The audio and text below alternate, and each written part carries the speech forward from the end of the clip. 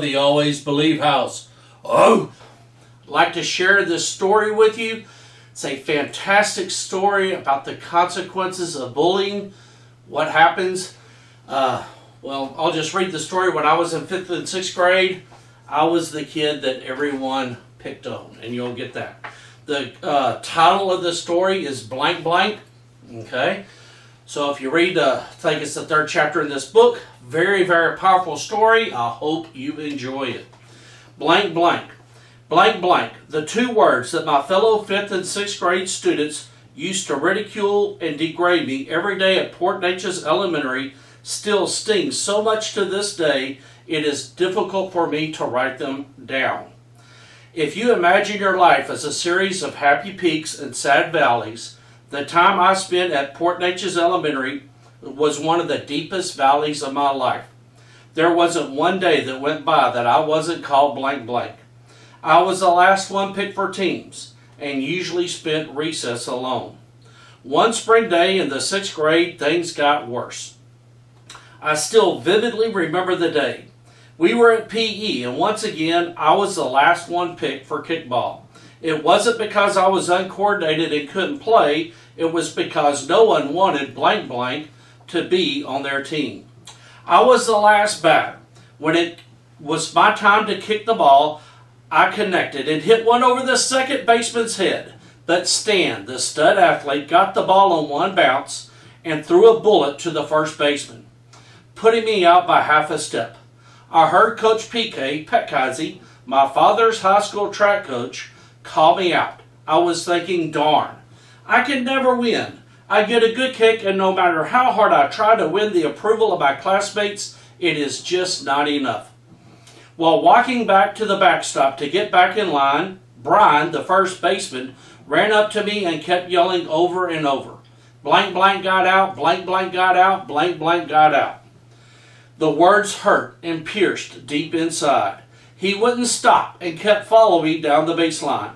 I don't know why, but usually I just ignored the name calling and kept everything to myself.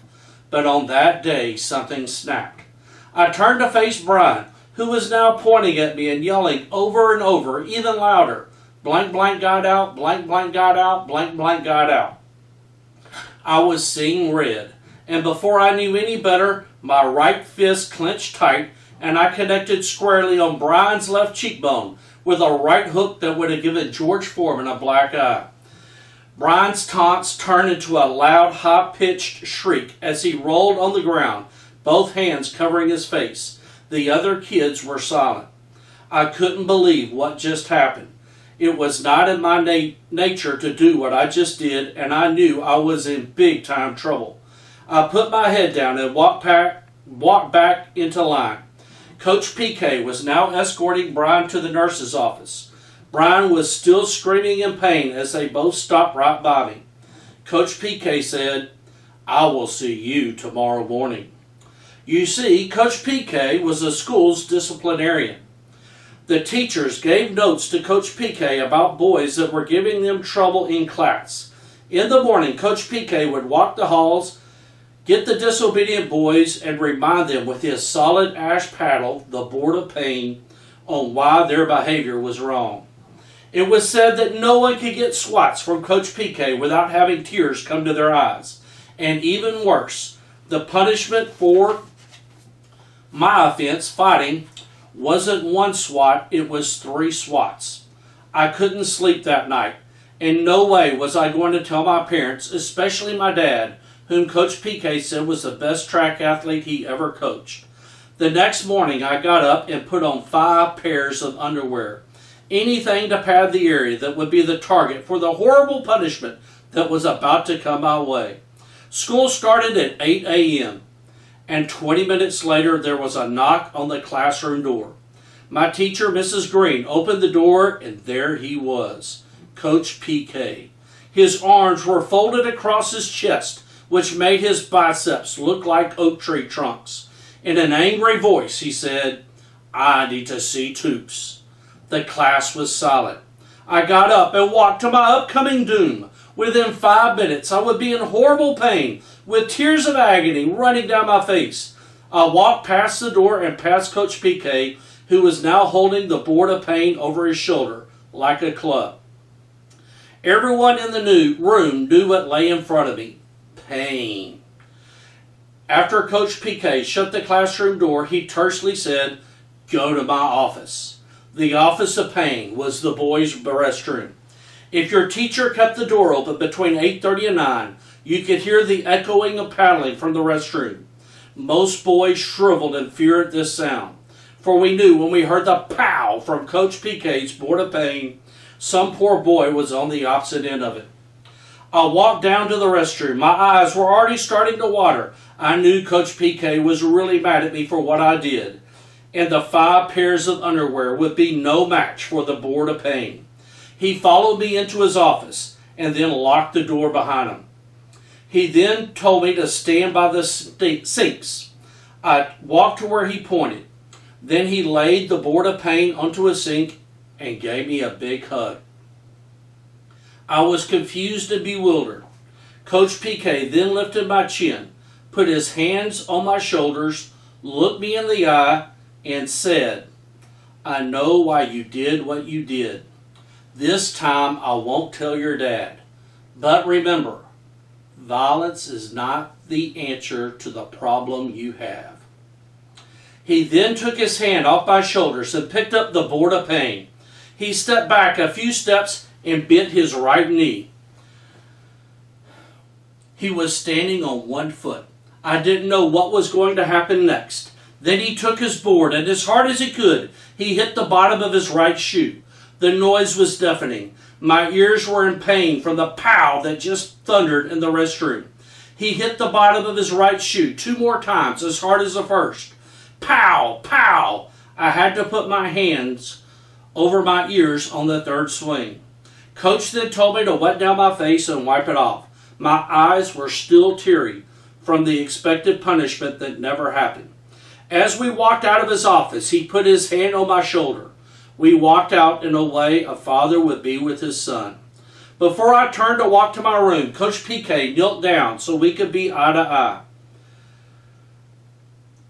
And he said, "I hope you have learned something, and I don't want to ever have you back in my office.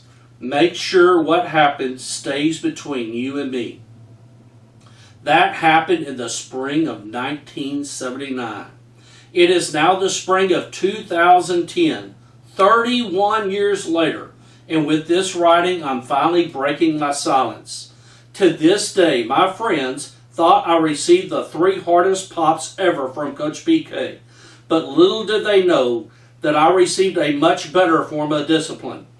Coach PK's words and actions gave me new strength to beat the ridicule for the rest of the school year. The other kids still call me blank blank, but it wasn't as bad now, and somehow it didn't hurt as much. In a way, Coach PK started the process of turning me from a boy into a young man. The next school year, things got much better. I was now in 7th grade, and as boys mature, sometimes their behaviors change. The very same boys that ridiculed me eventually stopped, and in a way they had a sense of admiration for me. They knew what they did was wrong, and eventually I was able to earn the friendship of a few that became very close friends of mine in junior high. I now teach 7th and 8th graders, and still kids are kids. Some kids are still mean and can really hurt others through name-calling and ridiculing. Just remember, words hurt and are not easily forgotten. To this day, blank blank still hurts when I think back to the days when I was the runt that everyone loved to ridicule. Time passed on for me. I graduated from college and moved on to my career as a teacher. As my life memories have collected, it seems I really can't recall many good moments with my classmates. The mean and hateful words blank blank have stayed with me and have erased the good times.